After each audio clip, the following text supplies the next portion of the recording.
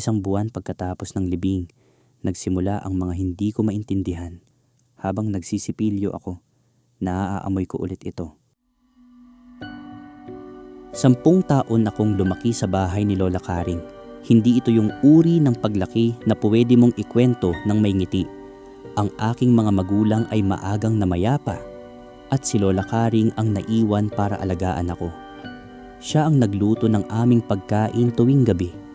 Siya ang naghintay sa pintuan tuwing pauwi ako mula sa eskwela. Siya ang humawak ng aking kamay tuwing takot ako sa dilim.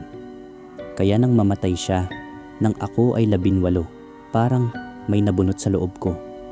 Yung uri ng kawalan na hindi mo mapaliwanag. Hindi ka lang malungkot. Parang may kulang ka na hindi mo alam kung paano punan. Inilibing namin siya. Umiyak ako ng 3 araw.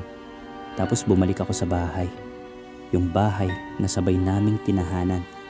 At doon na ako nanatili.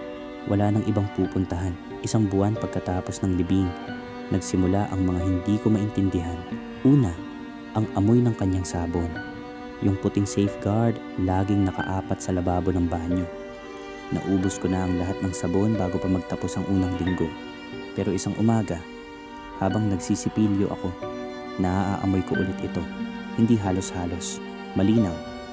Parang naligo lang siya kanina. Naghanap ako sa buong banyo. Wala. Pangalawa, ang upuan niya. May paboritong upuan si Lola Karing sa sala. Matanda na kahoy, mataas ang likod. Doon siya laging nakaupo, nagdarasal ng rosaryo o nagbabasa ng dyaryo tuwing umaga.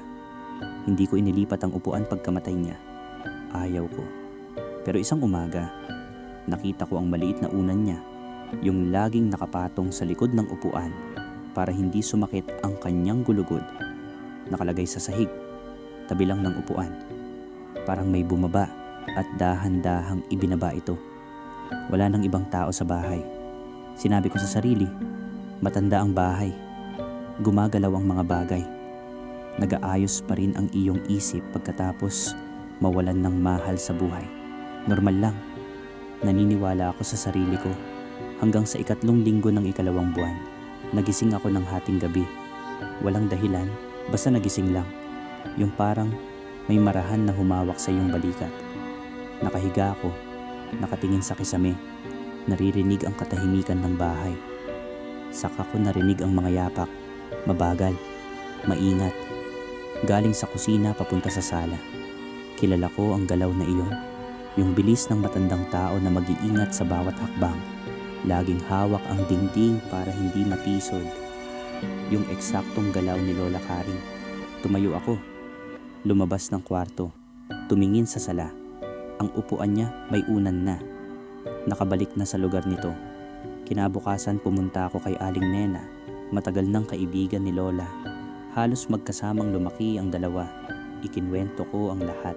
Ang amoy, ang unan, ang mga yapak. Nakinig siya hanggang matapos ako.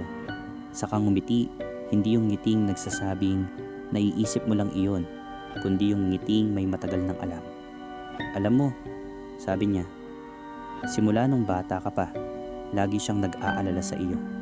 Tuwing may bagyo, tuwing may sakit ka, hindi siya makatulog hanggang hindi maayos ang lahat. Naghintay ako.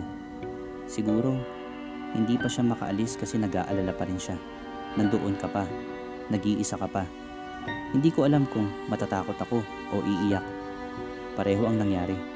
Tinanggap ko na lang. Wala naman akong magagawa. Umuwi, nagluto, kumain sa mesa. Dati kaming dalawa, ngayon ako na lang. Pero nilagay ko pa rin ang kanyang plato para hindi masyadong malungkot ang mesa. Isang gabi, habang kumakain, naramdaman ko ang parang bigat sa tabi ko. Parang may nakaupo sa kabilang upuan. Walang nakita, walang tunog. Basta parang naroon siya. Parang kumakain din. Hindi ako natakot. Nagpatuloy lang ako at sabi ko, dahan-dahan, para sa hangin, para sa bahay, para sa lahat ng hindi ko nakikita. Masarap po yung niluto ko ngayon, Lola. Kayo ang nagturo sa akin, di ba? Tahimik ang kwarto. Pero sa katahimikang iyon, parang may mabigat na inangat sa aking dibdib. Parang sinagot ako. Parang may ngiting hindi ko nakita. Pero naramdaman ko, maraming buwan na ang lumipas. Nandoon pa rin ang mga bagay. Ang amoy ng kanyang sabon, paminsan-minsan. Ang unan na gumagalaw. Isang gabi, nagising ako at naroon sa tabi ng aking kama ang kanyang rosaryo. Yung rosaryong kasama namin nang inilibing siya. Hindi ko na tinanong kung paano nangyari. Hinawakan ko lang, inilagay sa bedside table ko.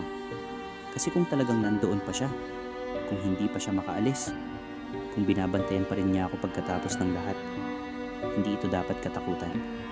Ito ay pagmamahal. Yung pagmamahal na hindi tumitigil kahit wala na ang taong nagmamahal. Minsan naiisip ko, kailan siya titigil, kailan siya makapagpahinga. At alam ko ang sagot, kapag maayos na ako, kapag hindi na siya nag-aalala, kapag nakita niya sa kung anumang paraan nakikita ng mga patayang mga buhay, na kaya ko na, kaya sinisigurado ko. Bawat umaga, bumabangon, kumakain, lumalabas, bumabalik, natutulog, hindi para sa akin lang, para sa kanya rin, para balang araw, makapagpahinga na rin siya. Kung bago ka lang sa channel na ito, huwag kalimutan mag-subscribe at i-click ang bell button para palaging update sa aking kwento.